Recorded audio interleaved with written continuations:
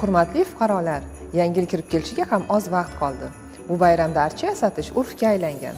Biroq archani barcha yong'in xavfsizligi va texnik talablarga rioya qilgan holda to'g'ri o'rnatish va yasatish kerak. Bu bo'yicha asosiy tavsiyalarni mazkur videorolikda aytib o'tamiz.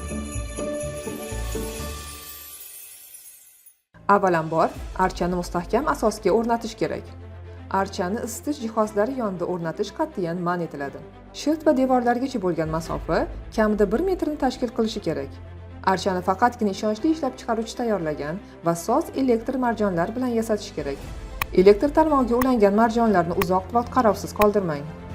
Archani yasatish uchun yengil alangalanuvchi o'yinchoqlar, paxta, shag'am va qog'ozlardan foydalanmang. Archa yonida pirotexnika mahsulotlardan aslo foydalanish mumkin emas.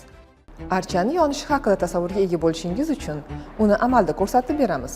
Ta'kidlash joizki, mazkur sinov o'z kasbining ustalari tomonidan talab etilgan sharoitlarda amalga oshiriladi.